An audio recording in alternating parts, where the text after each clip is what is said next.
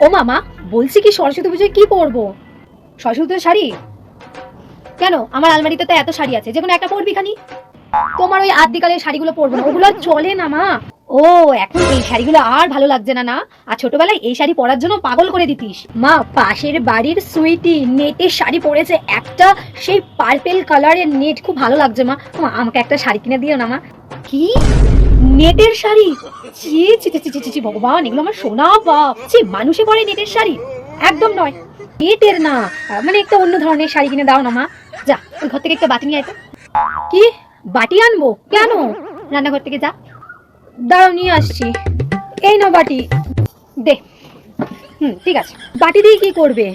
বাটিটা লাগবে তো, আমি তো এখন রাস্তায় গিয়ে ভিক্ষা করতে হবে না এই বাটিটা করে। তোর শাড়ি লাগবে, প্রতিটা অকেশনে ড্রেস লাগবে। আমি তো আর বাড়িতে গাছ লাগাইনি, তো আমাকে তো এই বাটিটা নিয়ে ভিক্ষাই করতে হবে। একটা তো শাড়ি চাইলাম। লাগবে না, ঠিক আছে, আমি শাড়ি পরবো না।